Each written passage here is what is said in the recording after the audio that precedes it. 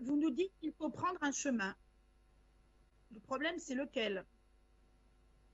J'étais perdue en commission du développement et vos propos d'aujourd'hui ne sont pas de nature, honnêtement, à me rassurer et à rassurer mon groupe. Vous nous soumettez aujourd'hui exactement les mêmes documents que ceux que vous aviez proposés en décembre 2020. Seul le rapport du président de l'exécutif a été modifié pour cause, pour tenir compte des critiques et des incompréhensions de sa majorité lors de la commission du développement de décembre, où, je le rappelle, fait rarissime dans l'histoire de notre institution, les élus à l'unanimité avaient refusé de se prononcer sur ce projet, ce qui avait conduit à son retrait de l'examen en session.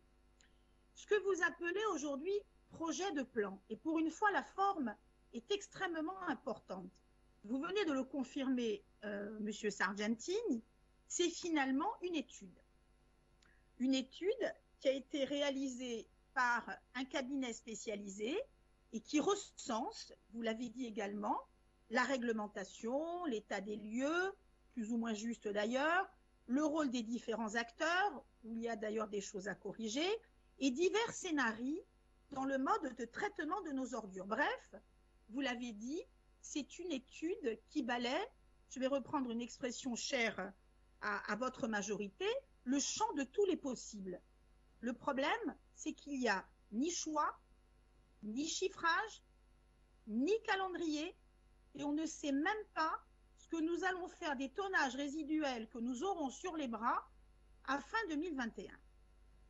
Faute d'exutoire, vous l'avez souligné. Donc, même si le rapport a été modifié, quitte parfois d'ailleurs à être un peu en incohérence avec le projet de plan, le problème, c'est que le seul document de planification réglementaire opposable aujourd'hui, c'est le plan. Et dans ce cas d'espèce, ce n'en est pas un puisque c'est une étude.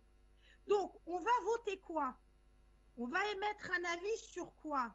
On va prendre acte de quoi? On va émettre un avis favorable sur un catalogue de propositions qui ne décide pas. Donc, honnêtement, ça me paraît impossible et je souhaite bon courage d'ailleurs au service pour amender la délibération parce qu'on se retrouve quand même dans un flou artistique. Alors, au-delà de ces précisions sur la forme, et vous l'aurez compris, qui sont fondamentales aujourd'hui, il y a après quelques remarques sur l'étude. Bon, il y a des rectificatifs à apporter sur le rôle des acteurs. Par exemple, on minimise d'une part les missions du CIVADEC et d'autre part, on lui affecte, on lui attribue des missions qu'il n'exerce pas. Par exemple, la gestion des filières professionnelles, les flux BTP, etc. Une chose extrêmement importante, dans les prévisions d'augmentation de la population, elles sont sous-estimées de moitié. On refait les mêmes erreurs qu'en 2016, les mêmes erreurs qu'en 2018.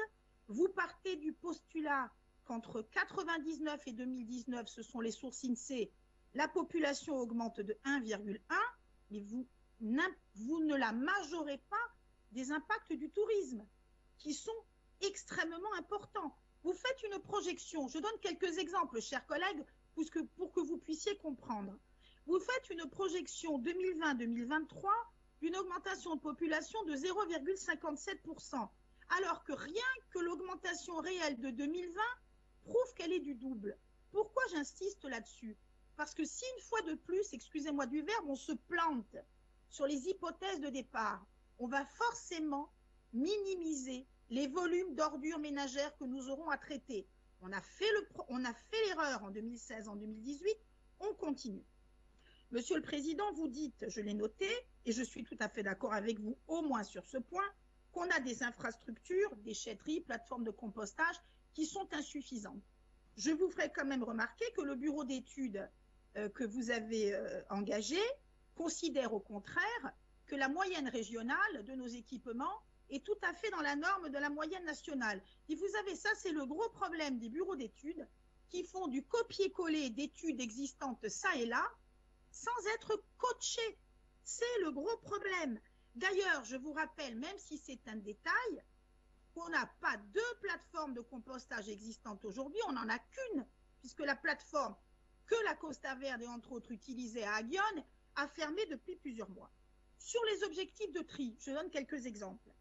Je rappelle quand même, chers collègues, que la Corse bénéficie déjà depuis le mois d'août 2018 de l'extension des consignes de tri sur les emballages, grâce à l'implication des collectivités du CIVADEC. Mais comment pouvez-vous fixer des objectifs de tri aussi réalistes que 100% sur le verre, 100% sur le carton prévu dans les OMR et 100% sur les biodéchets, alors que vous savez bien évidemment que la simple collecte sélective n'est pas possible d'atteindre ces objectifs. Sur les économies liées au traitement, alors vous admettez enfin, et là je vous en remercie, que l'extension des consignes de tri et de collecte séparative a un surcoût phénoménal pour les intercommunalités. Mais comment pouvez-vous affirmer, je cite, que ces surcoûts devront être compensés au niveau du traitement par le CIVADEC, puisque vous le savez tous, à l'exception du verre, le coût de traitement des filières de tri est bien plus coûteux que celui des ordures ménagères. Je vous prends un exemple. Quand on est à 329 € la tonne en 2019 des OMR, on est à 1126 € la tonne pour les emballages, 686 € la tonne pour les biodéchets, et j'en passe et des meilleurs.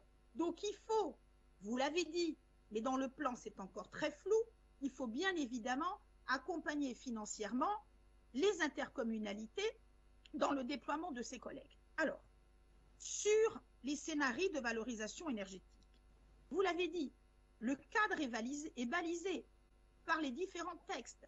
Le problème, on commence à comprendre ce que vous ne souhaitez pas. Par contre, moi, j'ai toujours du mal à savoir ce que vous retenez. Je ne vais pas parler de l'incinération parce qu'aujourd'hui, le débat n'est pas entre les pro-incinérateurs et les anti-incinérateurs. Ce n'est pas le problème. Mais je vous rappelle quand même que sur le projet de plan, qui n'en est pas un puisque c'est une étude, j'espère que vous me suivez encore, page 111, 134, 143, l'étude dit « L'incinérateur pourrait être une solution pour respecter les objectifs, même si plus tard, vous atténuez ces propos, eu égard au coût d'investissement de fonctionnement. » D'ailleurs, je ne sais pas, je n'ai pas vu l'étude sur ce sujet. Vous démontrez, et d'ailleurs, je vous rappelle quand même, excusez-moi, que sur le rapport de décembre, là je vous parle du rapport et non pas du projet de plan, en page 16, il était écrit qu'une unité de valorisation énergétique de 140 000 tonnes pourrait être une solution. Mais bien évidemment, face au tollé de votre majorité, vous avez rectifié le tir aujourd'hui. Donc, vous démontrez quand même, par ce revirement de position, que votre projet de plan n'en est pas un, puisque l'étude est tellement vague et tellement ouverte aujourd'hui qu'elle peut prêter à toutes les interprétations. Concernant le CSR, vous dites que vous avez envisagé le traitement du CSR en 2018 et 3 ans après, on en est encore au stade de l'étude. Alors moi, je me dis, quand va-t-on être en mesure de trancher ce sujet? La méthanisation, alors là, je vous avouerai que je n'ai toujours pas suivi si vous y êtes favorable ou pas.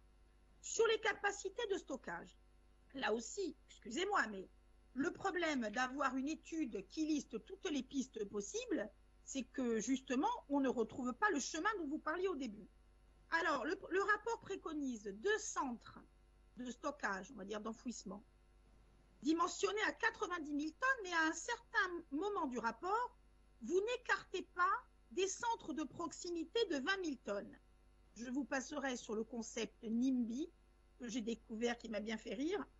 Et finalement, qu'est-ce que vous proposez à court terme, à moyen terme, à long terme? Et à court terme, quid de l'augmentation de la capacité administrative des centres? Est-ce qu'on a des CET?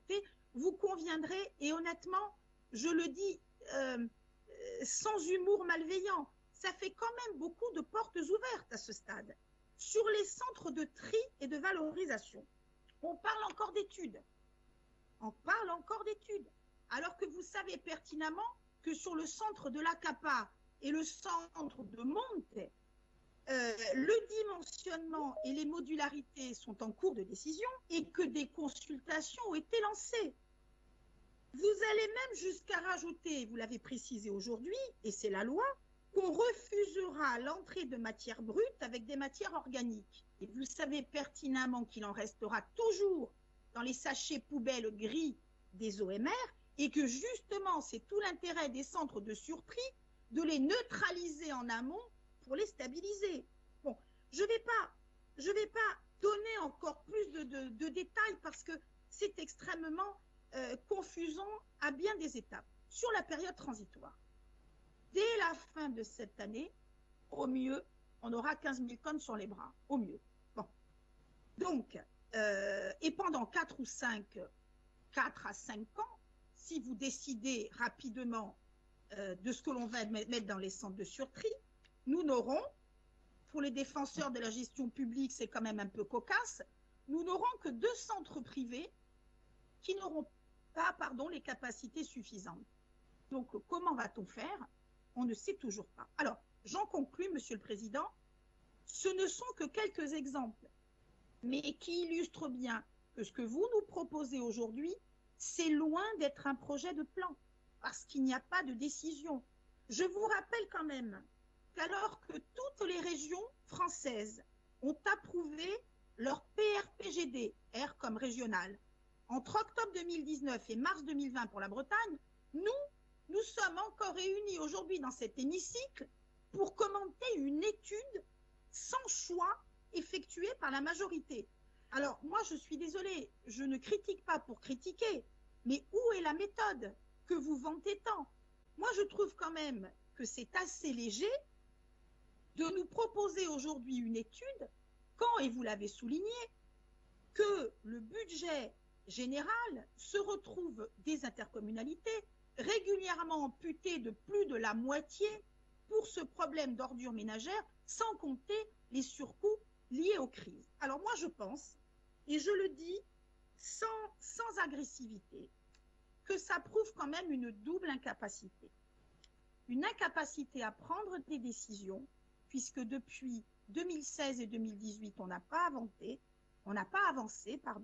et une incapacité à produire un plan depuis 5 ans. Alors que, je vous le rappelle, nous avons la compétence pleine et entière et, contrairement aux mandatures précédentes, vous avez une majorité écrasante qui vous permet quand même de décider. Mais le problème aujourd'hui, c'est qu'à force de ne rien décider, même les projets qui sont dans les tuyaux risquent de se retrouver à l'arrêt. Je pense entre autres aux 2 centres de surtri. Alors, vous avez été élu pour décider, pour gouverner, et aujourd'hui, je vous implore de le faire. Parce que est-ce qu'on va encore pouvoir attendre 1 an pour se retrouver avec un document opposable? Et moi, Monsieur Sargentini, je le dis en toute amitié, ne changez pas d'avis au fil des rapports. Vous nous avez dit, il a toujours été hors de question, je cite, de fourguer nos déchets à la Sardaigne. Je vous rappelle quand même que dans le rapport que vous nous avez soumis en décembre, en page 13, il était clairement précisé qu'il pourrait être, je cite, pertinent de travailler sur la période transitoire de 3 ans à un accord de coopération consacré à une exportation d'une partie des ordures ménagères vers la Sardaigne. Donc, ça a été miraculeusement retiré du rapport de février. Donc, en toute logique, ce que vous nous soumettez aujourd'hui, ce n'est même pas un projet de plan. C'est une étude qu'il nous paraît, au niveau de notre groupe, extrêmement difficile d'amender parce qu'il n'y a pas de choix. Donc, pour ne pas faire durer le suspense, je vous dirais qu'en toute logique, notre groupe ne participera pas aux travaux de la commission. Nous n'allons pas passer, d'abord, personnellement, malheureusement, je ne suis pas sur place, mais mon collègue Xavier Lacombe aurait bien évidemment pris le relais.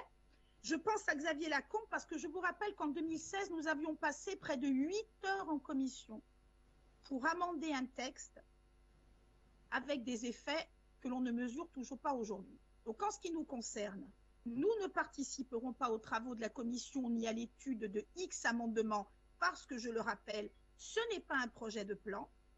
Et quand je le dis, mais honnêtement, en espérant que nous aurons bientôt l'occasion d'examiner un plan, mais je vous le dis que quand vous aurez échangé au sein de votre majorité, que vous aurez décidé et que vous serez enfin en mesure de proposer un vrai plan, alors que l'on soit d'accord ou pas, nous viendrons bien évidemment débattre dans cet hémicycle. Je vous remercie.